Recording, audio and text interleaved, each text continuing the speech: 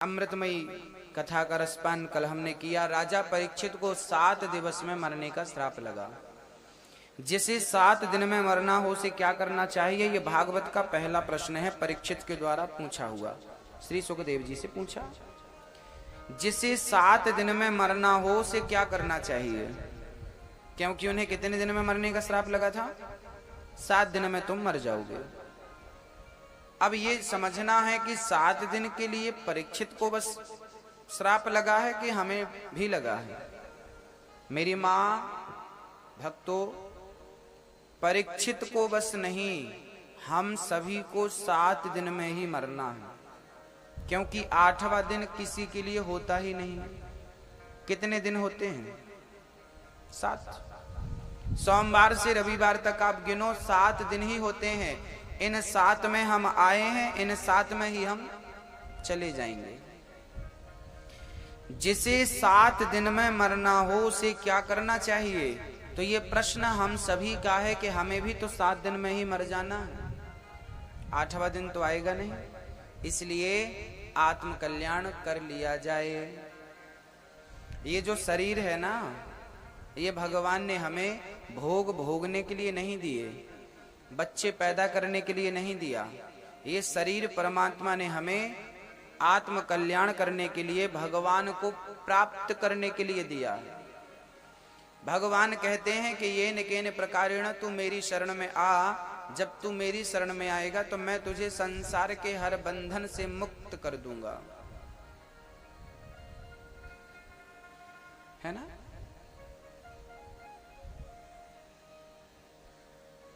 छोटा सा बच्चा 5 रुपए लेके मेला गया, 10 साल का था, पहली बार मेला गया। पिता ने 10 रुपए दिए, जा 10 रुपए लेकर जा और मेला देख कर आ। ठीक है, 10 रुपए में गया। जब मेला गया तो वहां पर खिलौनों की बाजार थी, ढेर सारे खिलौने थे। तो उस बच्चे को एक खिलौना पसंद आया, उसने कहा कि हमें ये खिलौना दे दो। दुकानदार ने कहा ये 20 रुपए का है। उसके पास थे कितने? 10 रुपए। अब वो खिलौना कैसे आए? खाली हाथ आ गया। दूसरे दिन फिर मेला गया, लेकिन अकेला नहीं, आज अपने पिता को साथ लेकर गया। आप चलिए, पिता को साथ लेकर गया। और पिता को जब साथ लेकर गया तो उसके पास कितने थे? 10 रुपए थे। उसी खिलौने वाले की दुकान में पहुंचा, पिता से कहा कि हमें ये खिलौना चाहिए, हमारे पास केवल 10 रुपए हैं। अब जितने भी कम रहे हैं वो आप अपने से मिलाओ। हमारे पास कितने हैं? पूरा जेब खोल दिया, ये 10 रुपए हमारे पास हैं आपके दिए हुए। अब जितना कम रहा है वो आप ही मिलाइए। पिता ने 10 रुपए और मिलाए, 20 रुपए का खिलौना उसे दिला दिया। अर्थ क्या है? अर्थ यह है कि हम जो चीज पाना चाहते हैं, सुख समृद्धि, हमारा बजट नहीं है कि हम वो प्राप्त कर सकें। लेकिन जब हम पिता का दामन पकड़ लेंगे, बेटा ने पिता को पकड़ लिया तो पिता ने दिला दिया। आधा उसके पास था, आधा पिता ने मिला दिया। जब तुम भगवान की शरण में जाकर भगवान के चरण पकड़ लोगे तो जो तुम्हें चाहिए है वो भगवान तुम्हें दिलाते रहेंगे, भगवान तुम्हें प्राप्त करा देंगे। आप केवल हाथ रख देना कि हमें ये वस्तु चाहिए। भगवान का भजन करने के पश्चात इस सृष्टि में ऐसी कोई वस्तु नहीं है जो आपको प्राप्त ना हो जाए। भगवान क्या नहीं दे सकते ये तो बताओ। आज आप लोग परेशान हो, पैसा नहीं है, टेंशन है, चिंता है, ये नहीं है वो। अरे भाई, भगवान की शरण में तो जाओ। ये बैठे हैं हाथ पसारे, जाओ तो तुम। अब मंदिर बन गया है, भगवान जी बैठे हैं, अब आप लोग फिर भी दर्शन करने ना आओ, फिर भी घर से कीर्तन करने ना आओ। अरे भाई, आधा घंटा रोज निकाला करो यहाँ के क्षेत्र वाले, और आधा घंटा शाम को रोज कीर्तन किया करो मंदिर में बैठकर। जिस दिन तुम आधा घंटा नियम से कीर्तन करना शुरू कर दोगे, गारंटी मैं लेता हूँ, वो जो बैठा है ना मंदिर के अंदर, वो सारी इच्छाएं पूरी कर देगा आपकी, सारी इच्छाएं। बैठ के यहाँ वहां गपशप करते रहते हो, यहाँ वहां इसकी उसकी चुगली करते रहते हो, निंदा। उससे अच्छा यहाँ बैठो, भगो इतना बढ़िया प्रांगण है, रोज कीर्तन, ढोलक लो, मंजीरा लो, झांझ लो, बस हरे कृष्णा कृष्णा कृष्णा हरे हरे, हरे रामा रामा रामा हरे हरे। मीरा का दुख दूर हुआ कि नहीं भगवान की कृपा से? नरसिंह जी का दुख दूर हुआ कि नहीं? यदि नरसिंह जी का दुख दूर हो सकता है भगवान की कृपा से, तो बताइए क्या हम भगवान के दुश्मन हैं? बताइए, फर्क इतना है कि वो भगवान की शरण में था, हम शरण में जाते नहीं। जब तक आप किसी से मदद नहीं मांगेंगे। अच्छा, पानी में एक सज्जन डूब रहे थे, लेकिन डूब रहे थे पर चिल्ला नहीं रहे थे। तो सामने बहुत सारे लोग थे, पर लोगों को लगा ये तैर रहा होगा, इसकी अलग ये इस प्रकार का तैरता होगा। अब वो डूब रहा था, सामने बहुत सारे लोग खड़े थे, पर वो चिल्ला नहीं रहा था। अब बताइए, वो चिल्ला नहीं रहा था तो क्या कोई ध्यान देगा? डूबने वाले को चिल्लाना, बचाओ, ऊपर, फिर ऊपर आया वो, अरे चिल्लाओ तो सही, पुकारो तो सही। अब पुकारोगे नहीं और डूब जाओगे तो फिर सामने जो खड़े हैं वो जिम्मेदार तो है नहीं। ऐसे ही तुम पुकारते नहीं इन्हें और फिर तुम डूब जाओ दुखों में, कष्टों में, तो फिर जिम्मेदार इनको क्यों ठहराते हो? ये जिम्मेदार, अरे भाई तुमने इनको पुकारा था। द्रौपदी ने पहले पति को पुकारा, भीम आओ बचाओ, दुशासन साड़ी खींच रहा है, अर्जुन गांडीवधारी आओ, दुशासन साड़ी खींच रहा है, युधिष्ठिर जी आओ, देखो आप तो धर्मात्मा हो, आपके सामने कोई स्त्री की इज्जत लुटे क्या आप बर्दाश्त कर, आप आइए बचाइए। सबने सर नीचे कर लिया, कोई नहीं आया। पति को बुलाया द्रौपदी ने, तब तक उसकी आधी साड़ी खिंच गई थी। तब तक फिर पितामह पर नजर पड़ी, पितामह आप आइए बचाइए मुझे, उन्होंने सर नीचे। गुरु द्रोणाचार्य आप आइए, धृतराष्ट्र आप तो ससुर हैं हमारे, आप आओ। लो भैया, आया कोई? बोलो मैया जी, द्रौपदी ने बुलाया तो सबको था, आया। याद रखना, जब आपके जेब गर्म होते हैं ना, पैसे भरे होते हैं, तब एक आवाज में 1000 लोग खड़े हो जाते हैं। जब जेब खाली हो जाए ना और अपनों को बुलाओ तो अपने भी नहीं आते। ये नियम है प्रकृति का। आपके जेब में पैसे हों और एक आवाज लगाओ तो 10 लोग आके खड़े हो जाएंगे, और खाली हो जाए तो अपना बेटा भी नहीं सुनता। द्रौपदी बुला रही है, आया कोई? किसको बुलाया अंत में? भगवान को। आए कि नहीं? जो सामने था उन्हें बुलाया, वो नहीं आए। जो द्वारिका में थे या कण-कण में थे उन्हें बुलाया, वो तुरंत आ गए। भक्तों, संसार के लोग आपको क्या दे सकते हैं और क्या बचाएंगे आपको? भगवान जो दे सकते हैं, दुनिया के लोग उम्मीद भी नहीं कर सकते उस चीज की। ये सर्व सामर्थ्य परमात्मा है, इसलिए सच्चे भाव से शरण में तो जाइए, पुकारिए तो सही। छोटा सा बच्चा जब भूखा होता है तो बोल नहीं सकता, लेकिन रो करके दूध मांगता है कि नहीं? बोलो। जब उसे भूख लगती है क्या करता है? रोता है, क्योंकि वो बोल नहीं सकता ना, उसके पास शब्द नहीं है, छोटा सा है, अभी महीने भर का है, वो बोल नहीं सकता, रोता है। और जब वो रोता है तो माँ कहीं भी हो, उसकी आवाज सुन करके, उसका रोना सुन करके आती है या नहीं? हाँ या ना? आती है। माँ कितनी भी बिजी हो, बताइए, कितनी भी व्यस्त हो, यदि माँ ने सच्चे बच्चे ने रोकर बुलाया है तो माँ कितनी भी बिजी हो, 1000 काम छोड़कर पहले बच्चे को उठाती है, अपने हृदय से लगाती है। अरे सच्चे हृदय से, सच्चे भाव से पुकारिए तो सही। वो कहीं भी होगा, कितना भी बिजी होगा, सारा काम छोड़कर आएगा, मेरा भक्त मुझे पुकार रहा है। बस हम उस काबिल बने, बस हमारी पुकार अच्छी हो, हमारी पुकार में श्रद्धा हो, समर्पण हो। परीक्षित को श्राप लगा है 7 दिन में मरने का, 7 दिन में वो मर जाएंगे, और हमें कितने दिन में मरना है? गई बहुत थोड़ी रही नारायण अब चेत, काल चिरैया चुग रही, निस दिन आयु खेत।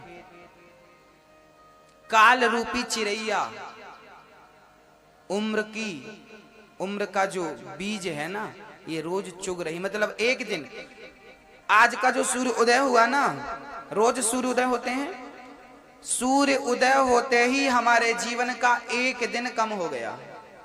याद रखना मेरी माँ, भैया जी सावधान रहना, सूर्य के उदय होते ही हमारे जीवन का एक दिन अस्त होता है। एक तरफ उदय है, दूसरी तरफ अस्त है। आज का सूर्य उदय होते ही आप एक दिन कम हो गए कि नहीं? धीरे धीरे आप घट रहे हो। आपकी उम्र 50 वर्ष की है या 100 वर्ष की है, तो 100 में से आप यदि 25 वर्ष के हो तो बताइए 25 गुजर गए, 75 बचे, मतलब कम रहे हो ना। हम दिन प्रतिदिन रोज कम रहे हैं। हम पैसा गिनते हैं, आज इतना बढ़ा, आज इतना बढ़ा, आज इतना मिला।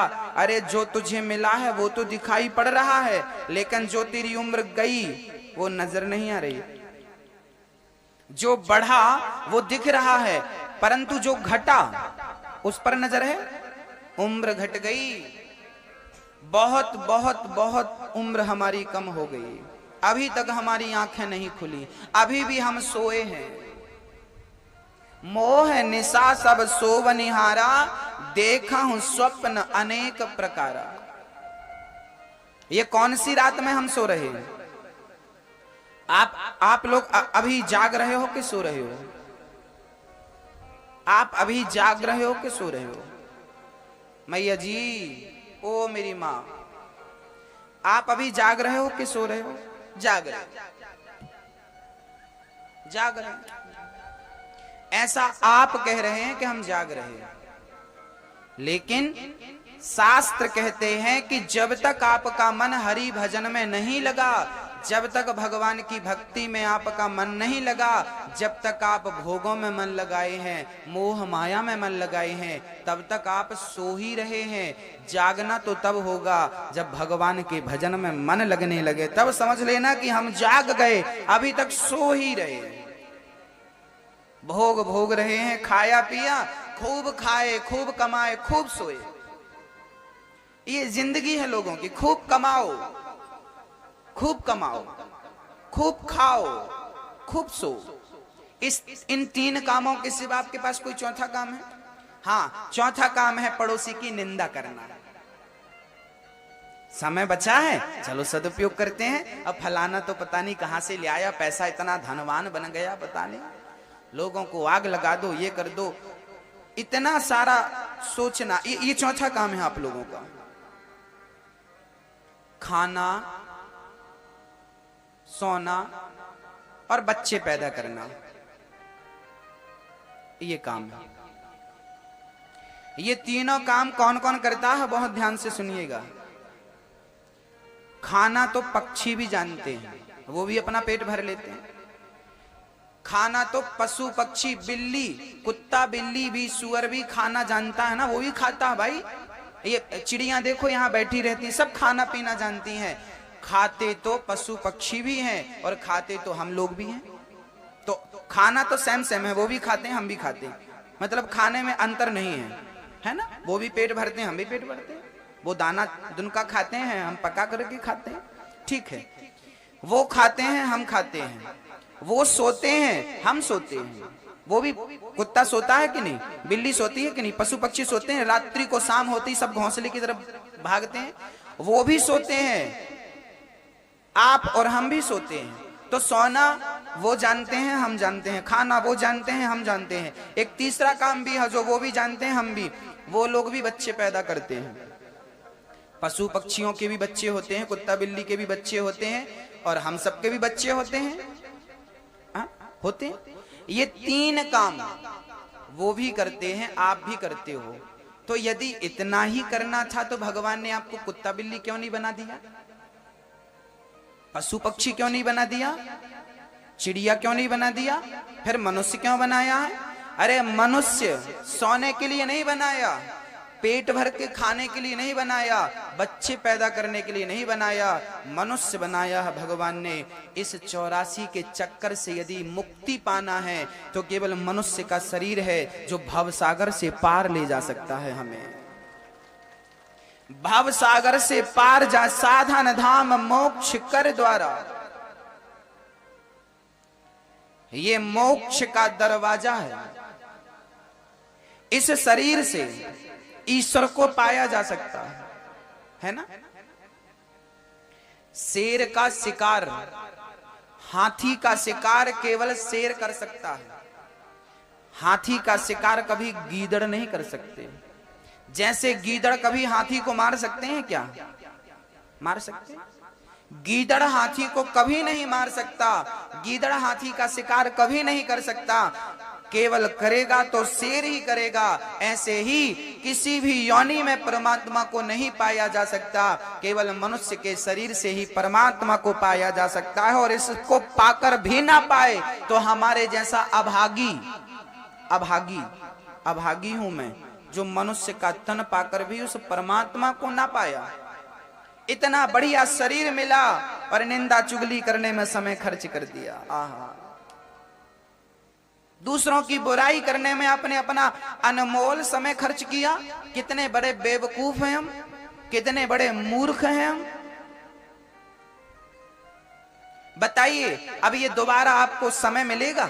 ये शरीर आपको मिलेगा? बूढ़े हो गए हो, क्या आपकी जवानी वापस आ सकती है? क्या आपका समय वापस आ सकता है? नहीं ना। जो बचा है उसका सदुपयोग कर लो, उसको आत्म कल्याण में लगाओ। पैसा ही सब कुछ नहीं है मेरी माँ। पैसे के पीछे जमाना भाग रहा है। भगवान क्या करोगे इतने पैसे का? ले जाओगे बांध कर? 1 रुपए भी नहीं ले जाओगे, मरोगे तो। कफन में जेब नहीं होता, वैसे आप बनवा सकते हो अपने लिए। कफन में जेब होता नहीं है, सिलवा लेना आप लोग।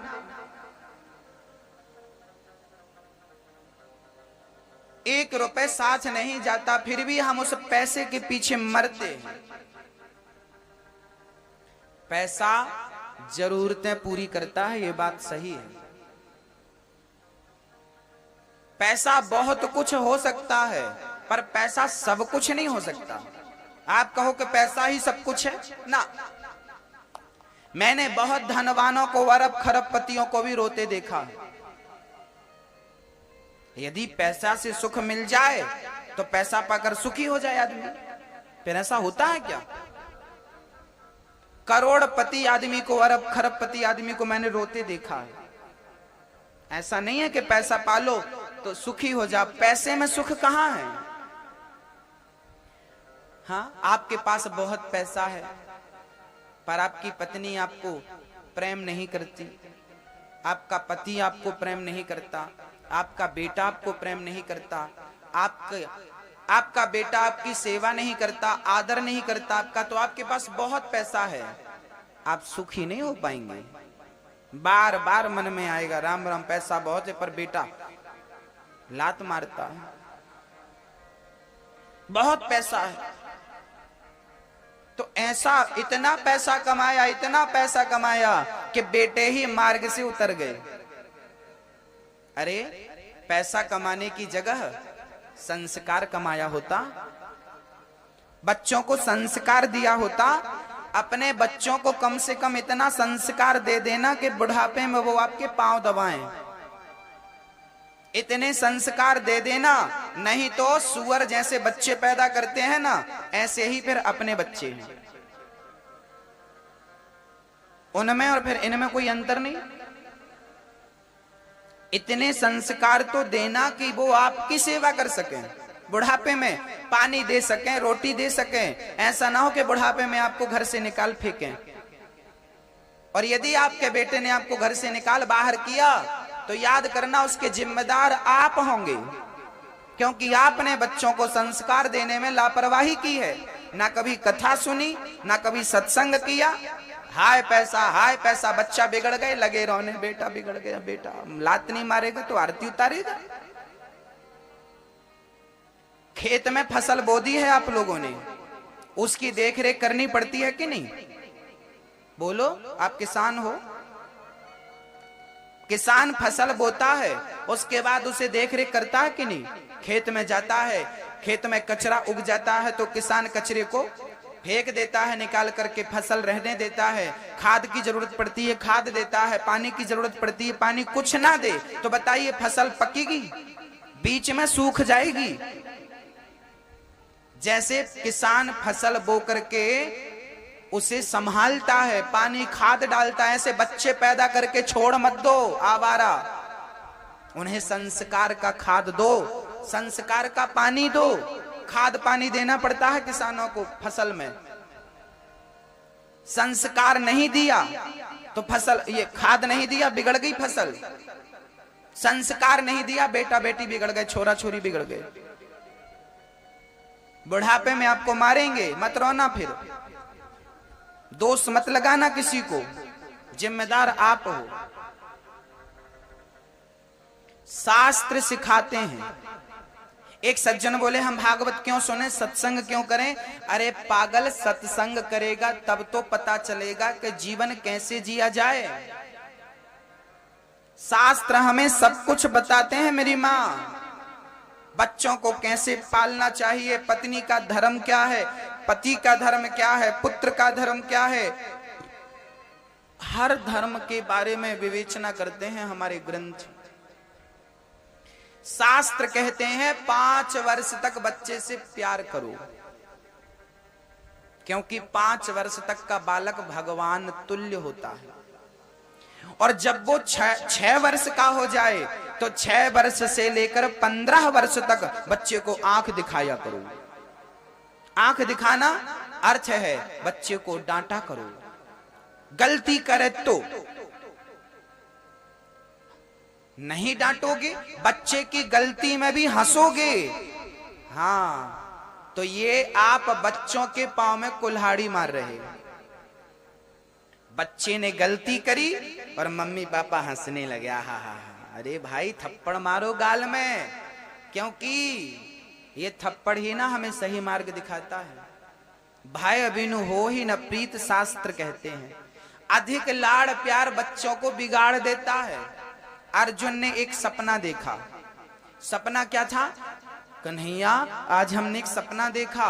कौन सा? बोले आज एक गाय अपने बछड़े को चाट रही थी, चाट रही थी, चाट रही, इतना चाटी, क्योंकि बछड़ा होता तो गाय माता चाटती है ना, चाट रही थी, इतना चाटी, इतना चाटी कि बच्चे के पूरे शरीर से खून आ गया, रक्त बहने लगा।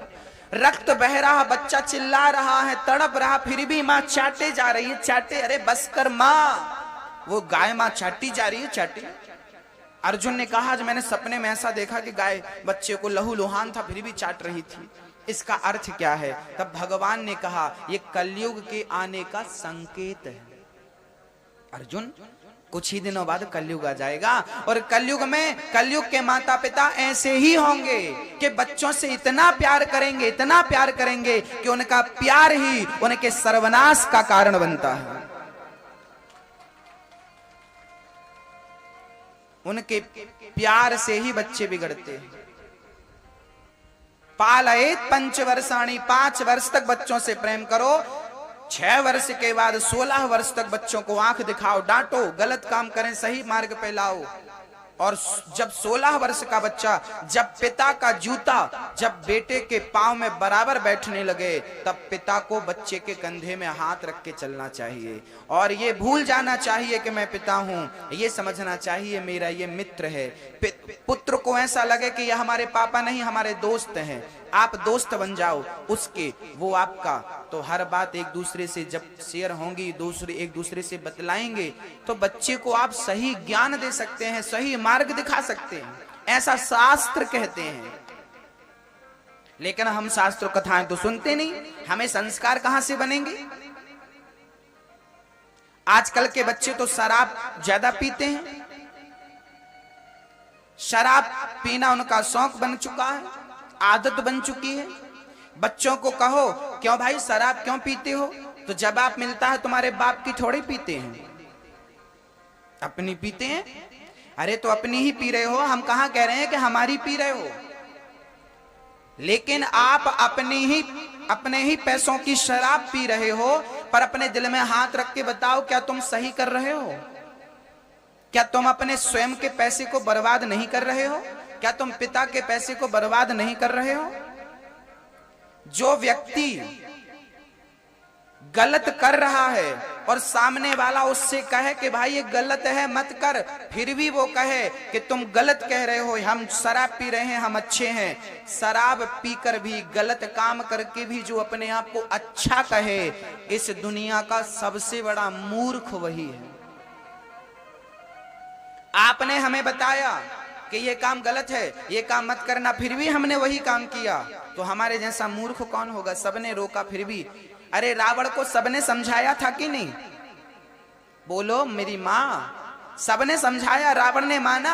नहीं माना। क्या परिणाम? नाश हुआ, सर्वनाश, रावण मरा, पानी देने वाला कोई नहीं बचा। जब सब समझाएं फिर भी तुम ना मानो, बाप समझा रहा बेटा शराब मत पी, पड़ोसी समझा रहे हैं बेटा शराब मत पी, फिर भी पी रहा है, तो तेरा नाश जल्दी हो जाएगा और तेरे नाश का तू कारण होगा, स्वयं तू होगा। कौरवों को भगवान कृष्ण ने समझाया था, शांति दूत बनकर गए थे भगवान के, भाई पांडवों को रहने को 5 गांव दे दो, झगड़ा मत करो। लेकिन दुर्योधन नहीं, अभिमान था, अरे मैं पद वाला हूं, पैसे वाला हूं। क्या है, जब थोड़ी सी संपत्ति आती है ना, तो संपत्ति बाद में आती, अभिमान पहले आता है। मैं पैसे वाला हूं। 10-50 बीघा जमीन क्या मिल गई, ऐसे छाती तान के चलने लगे। अरे जमीन में रहो, आकाश में मत उड़ो, क्योंकि दाना पानी खाना पीने के लिए जमीन में उतरना पड़ता है पक्षियों को भी। पक्षी आकाश में उड़ते हैं, लेकिन आकाश में उड़ करके वो अपना भरण पोषण नहीं कर सकते, उन्हें भरण पोषण करने के लिए जमीन में उतरना पड़ता है। हाँ, जमीन में नीचे चलो, उड़ो मत। इसलिए अपने संस्कारों को पहचानिए। ये भारत है, भारत, हिंदुस्तान है। ये भारत का जो कल्चर है ना, गजब है। इसे कोई उतार भी नहीं, इसकी नकल भी नहीं कर सकता कोई। भारत,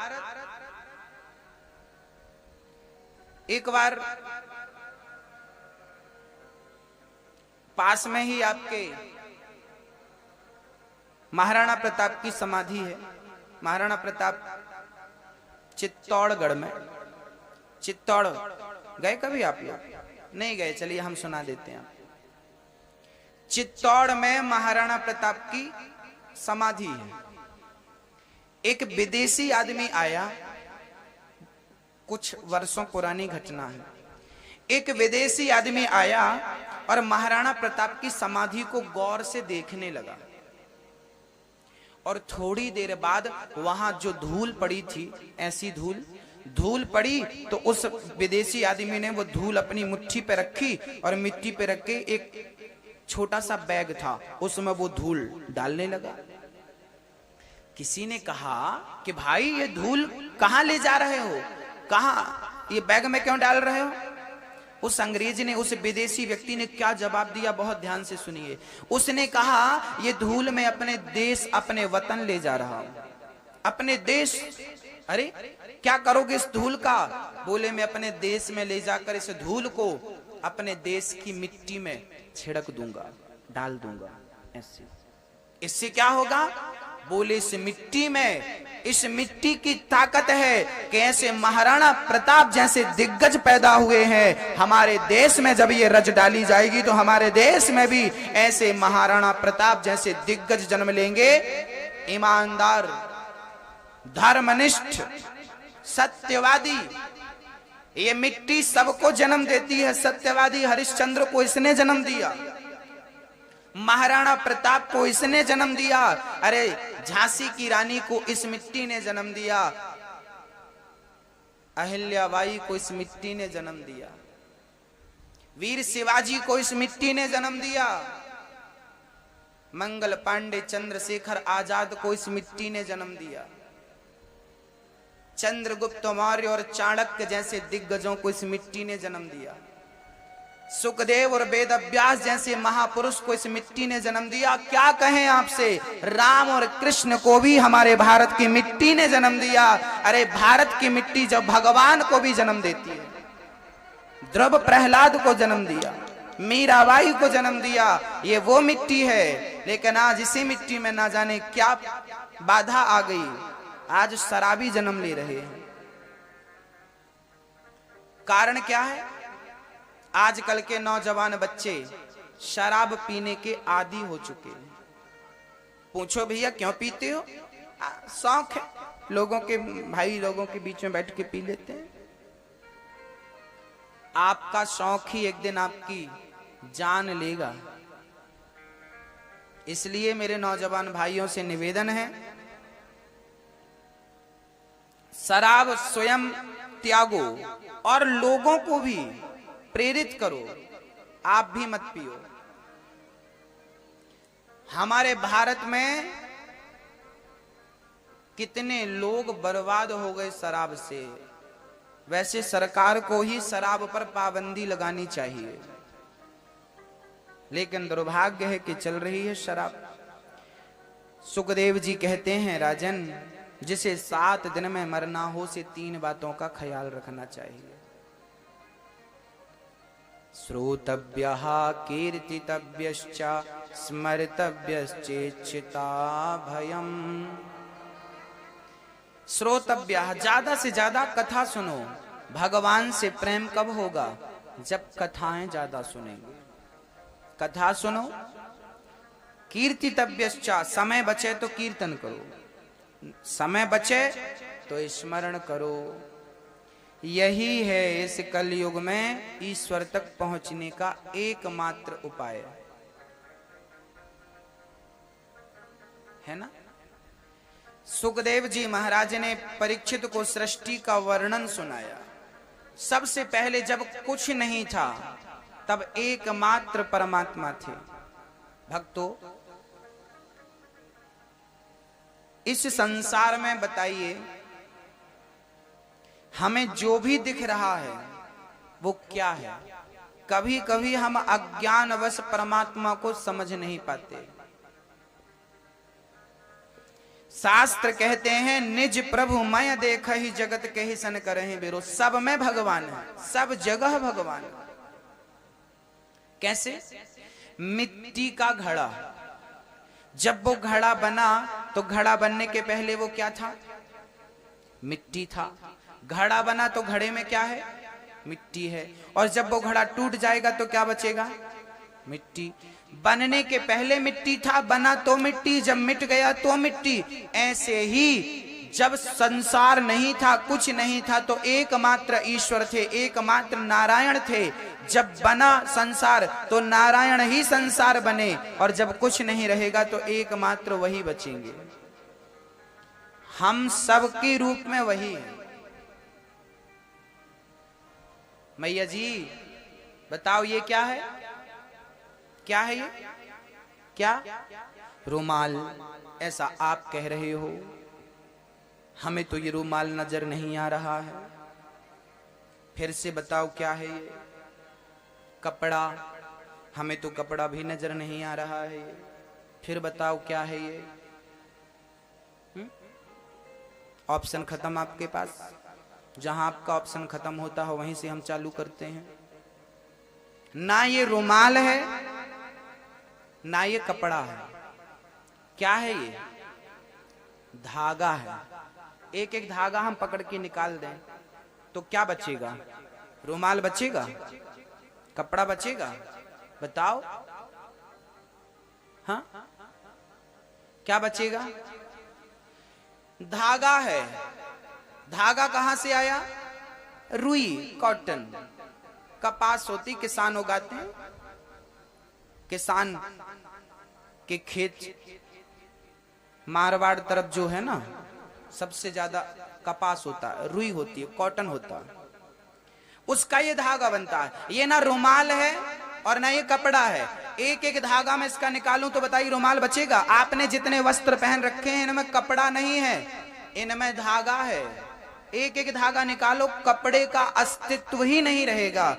जैसे धागे के समूह को आप रुमाल कहते हैं, कपड़ा कहते हैं, ऐसे ही कुत्ता में, बिल्ली में, पशु में, पक्षी में, चींटी में, हाथी में, वृक्षों में, स्त्री में, पुरुष में क्या विद्यमान है? हर कपड़े में धागा है। बिना धागे के कपड़ा बनेगा? जैसे हर प्रकार के कपड़े में धागा है, कपड़ा 10 रुपए मीटर हो या 10,000 रुपए मीटर हो, सब में धागा है। ऐसे चींटी से लेकर हाथी तक सब में परमात्मा ही है, उसके अतिरिक्त कुछ नहीं है, सब में वही व्याप्त है। सीए राम मैं सब जग जानी, सब में है। इसलिए हम दुश्मनी किससे करें? हम तो आपसे दुश्मनी नहीं कर सकते। क्यों? क्योंकि आपके रूप में भी परमात्मा ही तो बैठा है। आप भी तो परमात्मा ही हो, आप ही तो भगवान हो। इंसान की बनाई मूर्ति तो बोलती नहीं है, लेकिन भगवान की बनाई मूर्तियां आप और हम हैं। बोलते हो कि नहीं? सुनते हो कि नहीं? हाँ, तो आप बड़े भगवान हो, आप ही भगवान हो। बेटे के लिए माता पिता भगवान है, पत्नी के लिए पति भगवान है, हम लोगों के लिए अतिथि भगवान है। लो सब भगवान हो गए, है ना? सब भगवान है भक्तों। किससे दुश्मनी करें? निज प्रभु मय, ना जाने किस रूप में नारायण मिल जाए। पता नहीं कभी भगवान आपने भागवत सुनी तो भगवान तो आपको मिलेंगे। अब वो किस रूप में मिलते हैं ये मुझे नहीं पता। अब पहचानना आपका काम है? मैया जी, ओ मेरी माँ, सोना मना है। अच्छी हवा चल रही है ना, आनंद लो। ठीक, ओ मैया आप सुनो, हम कह देंगे, आप मत बोलना, उनको बुरा लग जाएगा। अच्छा है, कथाओं में नींद आना स्वाभाविक है, आम बात है, आना चाहिए। अच्छा, 3 घंटे की पिक्चर होती है, उसको देखने में नींद आती है? एक सज्जन ने हमसे पूछ लिया, कथा भी 3 घंटे की होती है, पिक्चर भी 3 घंटे की होती है, पिक्चर देखने में नींद नहीं आती, कथाओं में नींद आती। अक्सर देखा गया है कथाएं सुनने में लोगों को नींद आ जाती। इसका कारण है, इसका कारण यह है कि आप ये बताइए कि नींद कब आती है? जब मन शांत हो तब आती है कि जब मन अशांत हो तब आती है? नींद कब आती है? जब मन शांत होता है, शांति मिलती है तो नींद जल्दी आती है। तो कल्पना नहीं, विचार करिए कि पिक्चर देखने में मन अशांत होता है इसलिए नींद नहीं आती, जबकि कथाओं को सुनने में मन शांत होता है, शांति मिलती है इसलिए नींद आती है। तो नींद आना स्वाभाविक है कथाओं में, क्योंकि यहाँ शांति है ना, कथाओं में शांति मिलती है इसलिए नींद आती है। अच्छी बात, क्योंकि शांति मिलती है तो ही नींद आती है। इसका अर्थ ये नहीं कि अब सब सो जाओ। हाँ,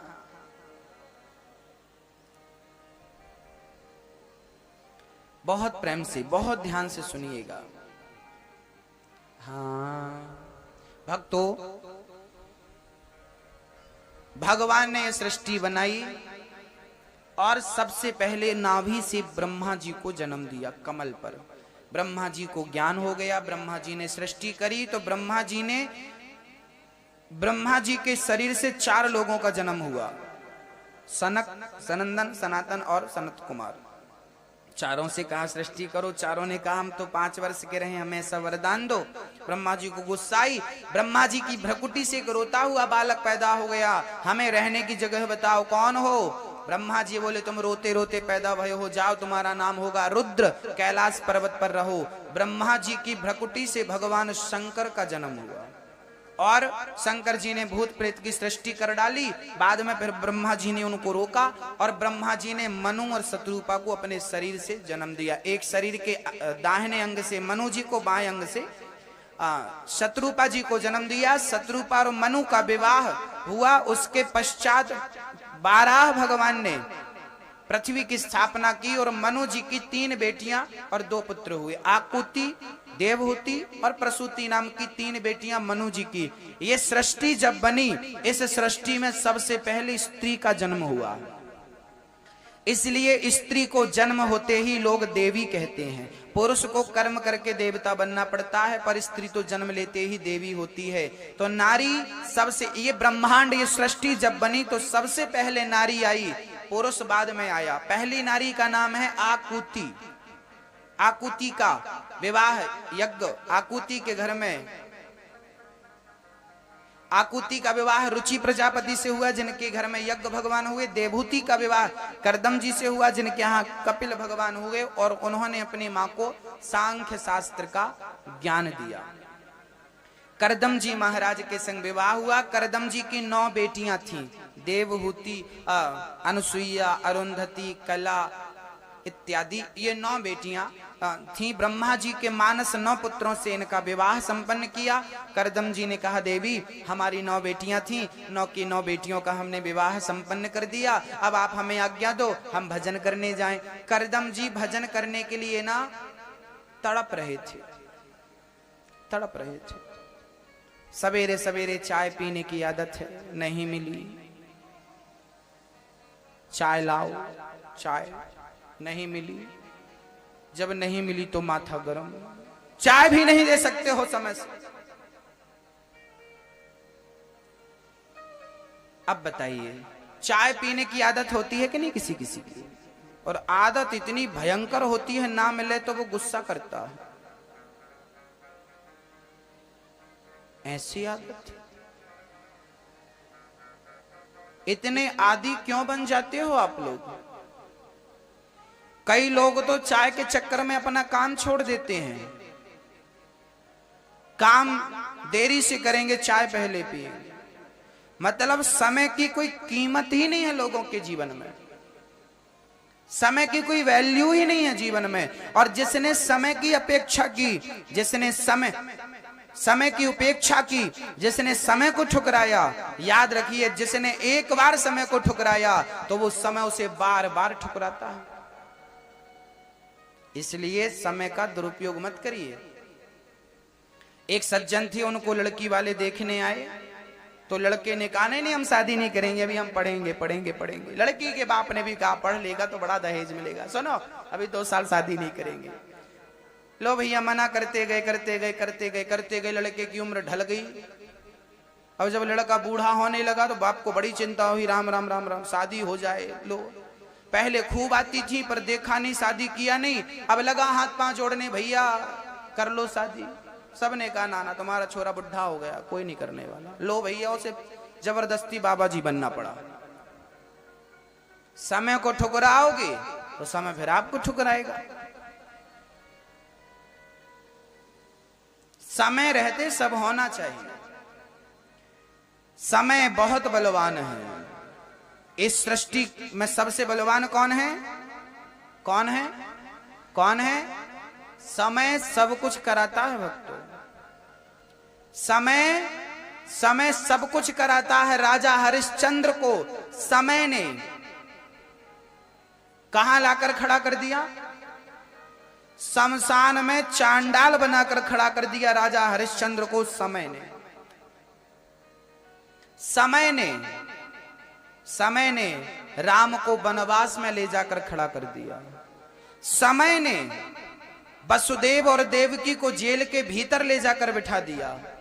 समय ने कैसी करवट बदली कि समय ने सीता को गर्भावस्था में जंगल की ओर भेज दिया। समय है, समय सबसे बलवान है भक्तों। इसलिए समय का सदुपयोग करना सीखो। जिसने अपने समय का, अपने वक्त का दुरुपयोग किया उसकी गति बिगड़ गई। समय समय की बात है। अर्जुन महाभारत जीत जाते हैं, लेकिन वही गांडीवधारी अर्जुन भीलों से हार जाता है। ये समय समय की बात है। समय समय पर होता है, समय समय की बात। राम जन्म का दिन बड़ा और कृष्ण जन्म की रात। पुरुष बलि नहीं होत है, समय होत बलवान। भीलन गोपी लूट लई, वही अर्जुन वही बाण। वही अर्जुन था, वही गांडीव था, वही बाण था, भीलों से हार गया। पितामह भीष्म जैसे दिग्गज को मिट्टी पर मिलाने वाला अर्जुन आज भीलों से हार गया। देखिए समय है। इसलिए भक्तों, मेरी माँ, मेरी बहन, मेरे दादाजी, समय का सदुपयोग करिए। गप्पे मत लड़ाइए, समय मिला है। भजन करिए, बच्चों को भजन की शिक्षा दीजिए, बच्चों को संस्कार दीजिए, कीर्तन किया करो, मंदिर रोज जाया करो। रोज भोजन करते हो कि नहीं? यदि भोजन रोज चाहिए तो भजन भी तो रोज चाहिए। भोजन भर करो, भजन न करो बा। भोजन रोज तो भजन भी रोज होना चाहिए। ये जिंदगी में शामिल कर लो, आदत होनी चाहिए। करदम जी घर से हाथ जोड़कर जा रहे हैं भजन करने। समय बीत गया, अब भजन करो। मेरी मैया जी बुढ़ापा आ गया, 50 साल की हो गई, 60 साल की हो गई, अब बताओ अब क्या इच्छा है आपकी? मैया जी आपकी कोई इच्छा है अभी इस उम्र में? है कोई इच्छा है? ओ मैया जी राम राम, आपकी कोई इच्छा है अभी? पक्की खेती है ये, पक्की फसल। मैया जी आपकी कोई इच्छा है अभी? शेष है कोई इच्छा? ओ मैया आप बताओ, कोई इच्छा है? इस उम्र में सारी इच्छाओं का त्याग कर देना चाहिए। कोई इच्छा नहीं, कोई कामना नहीं। बेटा बहू छोड़ दो, बेटा बहू को उनके हाल में छोड़ दो, क्योंकि तुम मर जाओगे तो वो उनके हाल पे रहेंगे कि नहीं रहेंगे? मर जाओगे तो उनके हाल में रहेंगे वो, इसलिए तुम उनके पीछे क्यों पड़े हो?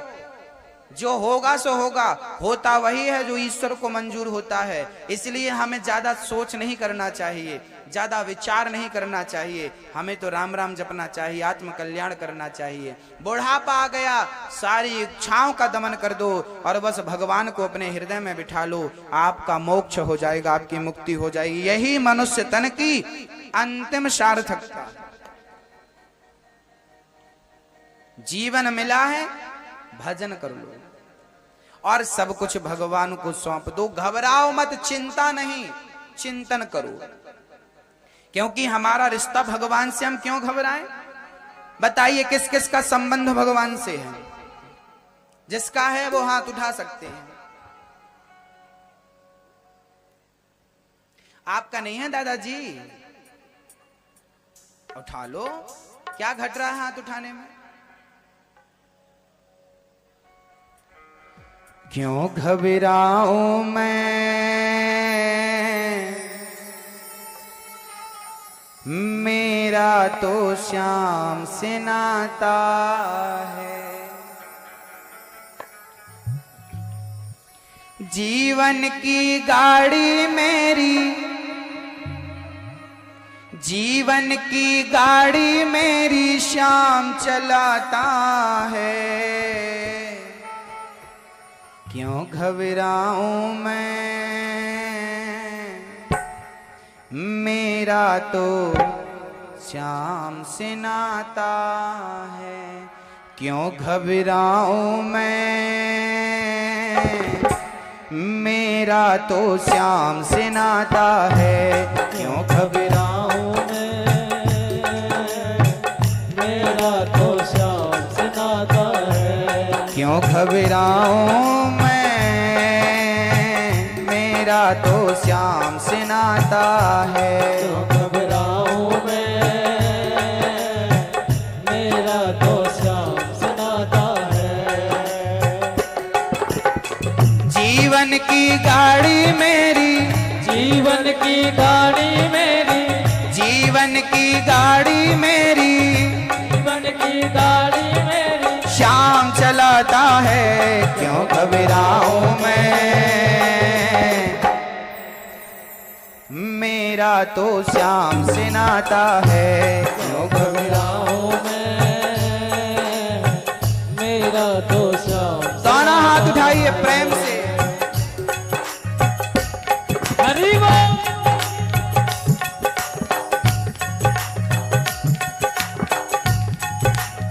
हरि बोल।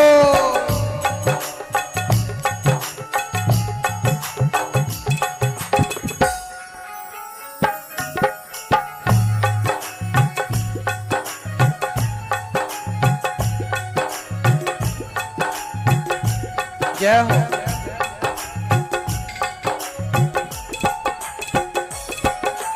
जब जब मुझको पड़ती है दरकार, श्याम हमेशा रहता है तैयार। जब जब मुझको पड़ती है दरकार, श्याम हमेशा रहता है तैयार। श्याम ने मुझ पर किया बहुत उपकार, श्याम ही मेरे जीवन का आधार। श्याम ने मुझ पर किया बहुत उपकार, श्याम ही मेरे जीवन का आधार। हरदम ये मुझ पर अपना, हरदम ये मुझ पर अपना, हरदम ये मुझ पर अपना प्यार लुटाता है। क्यों घबराऊं मैं, किस किस का नाता कन्हैया से? मेरा तो श्याम से नाता है। क्यों घबराऊं मैं, मेरा तो श्याम से नाता है।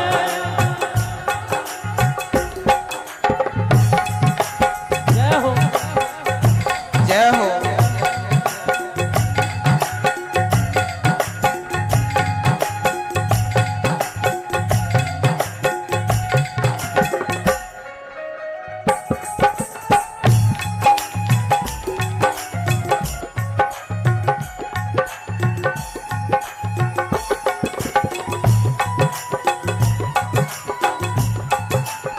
हरि बोल।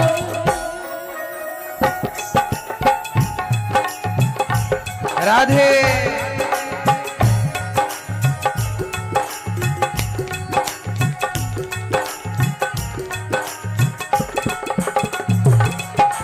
दुख के बादल जब जब मंडराते, श्याम नाम लेते ही छट जाते।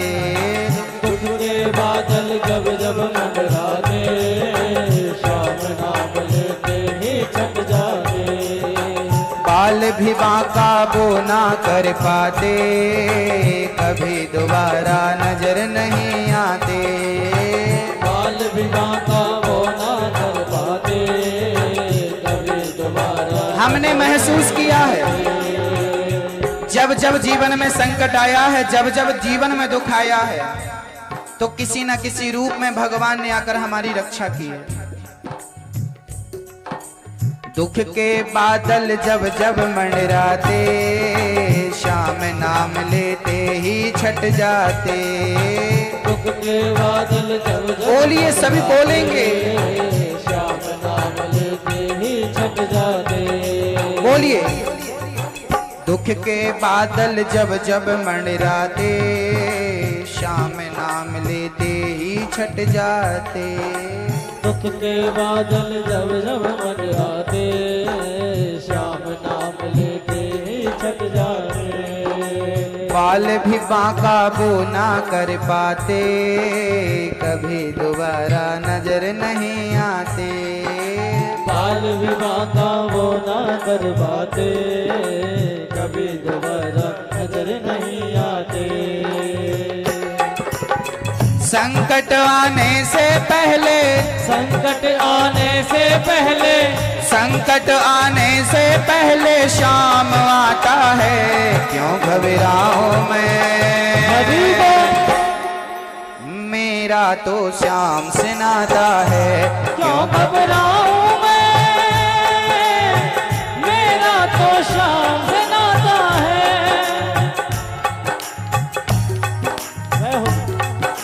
हरि बोल।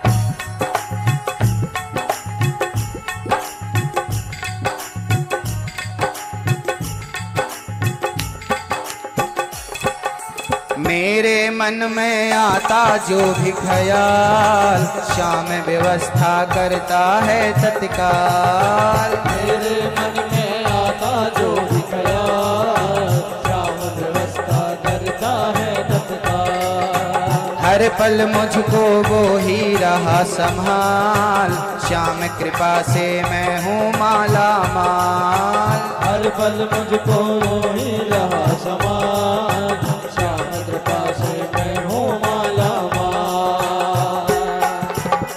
जिसके लायक ही नहीं मैं, जिसके लायक ही नहीं मैं, जिसके लायक ही नहीं मैं, वो मिल जाता है क्यों घबराऊं मैं। मेरा तो श्याम से नाता है, क्यों घबराऊं मैं, मेरा तो श्याम से नाता है। क्यों घबराऊं मैं, मेरा तो श्याम से नाता है। क्यों घबराऊं मैं, मेरा तो श्याम से नाता है। क्यों घबराऊं मैं, मेरा तो श्याम से नाता है। जीवन की गाड़ी मेरी, जीवन की गाड़ी मेरी, जीवन की गाड़ी मेरी श्याम चलाता है, क्यों घबराऊं मैं।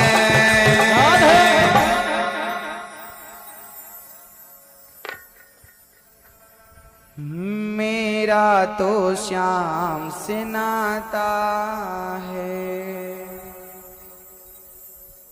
क्यों घबराएं हम। हमारा रिश्ता किससे है? जब भगवान ही हमारे रक्षक हैं, वही हमारा काम संवारने वाले हैं, तो फिर हमें चिंता क्यों है।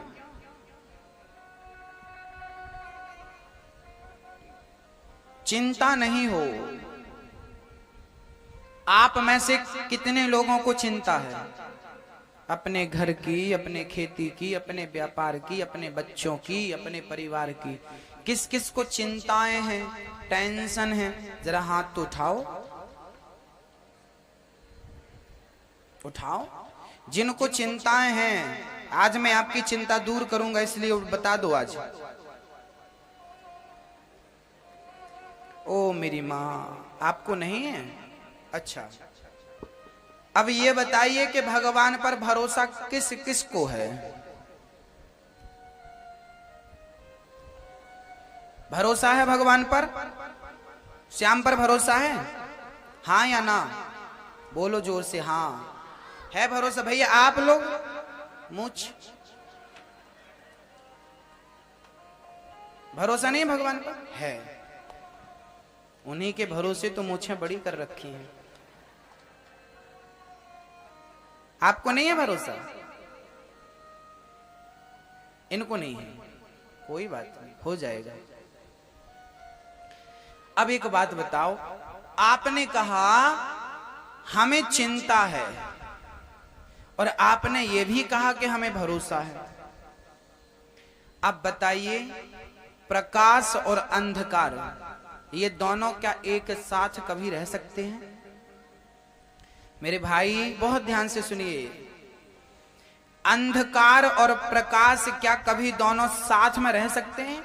यदि अंधकार होगा तो प्रकाश नहीं होगा, और प्रकाश होगा तो अंधकार नहीं हो सकता। जैसे ये एक दूसरे साथ साथ कभी नहीं रह सकते, ऐसे ही आप कहो चिंता भी है और विश्वास भी है।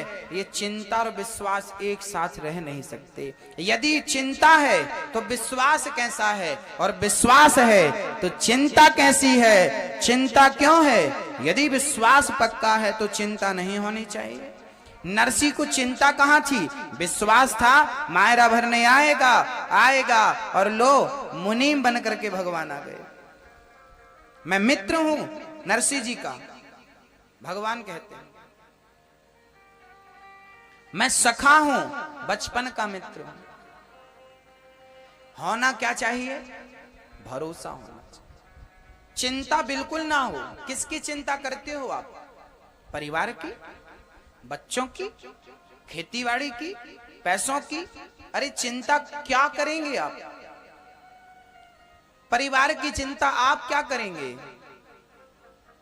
सबकी चिंता करने बैठा है ना वो। चींटी से लेकर हाथी तक की चिंता है उससे। मैं बतला चुका हूं कि पेट में 9 महीने आप लोग थे, फिर भी जीवित थे कि नहीं उसके भरोसे। तो जो परमात्मा मां के पेट में आपको जीवित रखता है, वो परमात्मा यहां भी हमें जीवित रखे। जो भगवान चींटी को देता है वो हमें भी देगा, जो भगवान हाथी को देता है हमें भी देगा। सबकी चिंता उसे है। तो चिंता नहीं, अपने विश्वास को बढ़ाइए। भगवान कहां होते हैं भक्तों? बताइए, भगवान कहां रहते हैं? कहां रहते हैं? कहां कहां रहते हैं? यहां दिल में है। यहां बताइए, यहां भगवान है? तो चलो एक्सरा करा लेते हैं आपका। यदि भगवान यहां है तो एक्सरा कराएंगे तो आएंगे, दिखेंगे, आएंगे कि नहीं? बोलो, एक्सरा कराएंगे तो भगवान आएंगे? नहीं आएंगे। ये आपका विश्वास है। मेरी मां, भगवान ना यहां है, ना यहां है, ना पेट में है, ना पीठ में है, ना मंदिर के अंदर है, ना मंदिर के बाहर है, ना तीर्थों में है। तो फिर भगवान कहां है? बोले, भगवान ना मंदिर में है, ना तीर्थों में है, ना धामों में है, ना कण कण में है, ना दिल में है, ना पेट में, ना पीठ में। कहां है? बोले, भगवान भक्त के विश्वास में है। यदि विश्वास